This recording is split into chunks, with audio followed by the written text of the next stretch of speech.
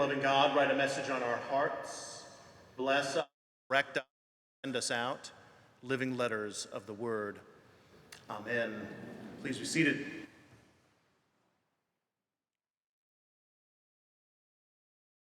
Why is Ben standing on this side? Change. I don't like change. As you may have heard, perhaps more than once, we are in the season of stewardship here at All Saints. And perhaps to your delight, the official season of stewardship will end next Sunday, All Saints Sunday, when we will collect all of our pledge cards and bring them up to the altar and give thanks for your generous gifts of time and talent and treasure. But today, I am delighted to welcome the chair of our stewardship campaign to speak with us this morning about his thoughts on stewardship this year, a man who needs no introduction, James Forsythe.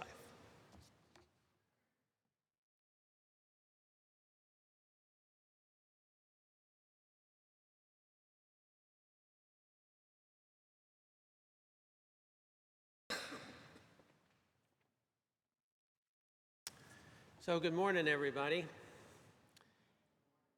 the early 1990s, Rufus J. Womble served as an assistant here at All Saints. He focused his ministry on healing. Rufus centered healing in any service he officiated or celebrated. The healing part mainly consisted of his risotherapy, which is Greek for healing through laughter. I want to borrow a page from Rufus. I'm not a good storyteller, so just please bear with me. Did you all know that when a person dies, the last organ to expire are your pupils? And that's because the pupils dilate.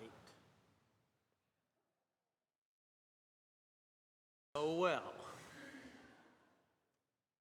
The next story is a story Rufus told, probably from this lectern or from the pulpit. It was a wedding story. And Rufus may have officiated at the ceremony. It may have happened here. But anyway, the celebrant concluded the service, blessed the marriage, told the groom he could kiss his bride, and he pronounced them husband and wife. And after all of that, the music started for the processional. It may have been Scott playing A Mighty Fortress, who knows. But anyway, so they processed out of the church, and when they were in the narthex, the new groom started telling his new bride about all the good things his mother cooked. You know, she could make this dish, she could bake that loaf of bread, she could just do everything in the kitchen. And it went on and on and on, and finally it came to an end, and he said, I hope you can cook like Mom. And the new bride, without missing a beat, looked at him very matter-of-factly, as a matter of fact, and said, I hope you can make dough like Daddy does. So pay attention to that line because you'll hear it again. The new church year begins on December 3rd, which is the first Sunday of Advent. As usual, we, the congregation, need to step back and take stock of all that has gone before us. We need to look forward to all that awaits us. We give thanks to our interim Penny, who left us with the whole church. We give thanks to Ben, who has made the church more than whole. Our worship, our ministries, our children and youth, our music, our day school, and our physical plant all blossom. The staff excels, increased attendance has become the norm, and morale exudes happiness. In the next year, we must continue to move forward. We need to continue to nurture all of those around us, especially our staff. And we must undertake new endeavors. These new endeavors involve the hiring of 2 part-time, non-ordained ministers for children and youth. 2 summers ago, we heard the stories of the Good Samaritan and about Mary and Martha. I heard a sermon by the Reverend Pat Wingo, then the interim at St. Stephen's, on these 2 readings. He viewed the story of the Good Samaritan as one of doing, and the story of Mary and Martha as one of being. He also felt that for a church to be in balance, the doing and the being had to equal. I believe that with the hiring of the 2 part-time, non-ordained ministers, All Saints will achieve the balance Pat Wingo spoke of. The children and youth will each receive a very focused ministry, much like in the stories of the Good Samaritan and Mary sitting at the feet of Jesus. These 2 ministers will make our spiritual program more well-rounded and our church more appealing. I regularly hear conversations on how we need to grow the church. One of the attendees at the breakfast last week posed the question to Ben. Sometimes I feel that we as a congregation have more of Martha in us than doing and being.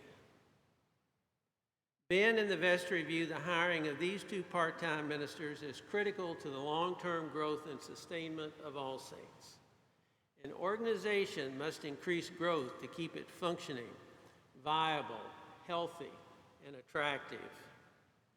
And an organization achieves growth by emphasizing its strengths and supplementing with additional purposeful programs. Music serves as a strong point for All Saints. The establishment of children's and youth ministries will complement the music program and all of the church offerings. The growth will give All Saints staying power.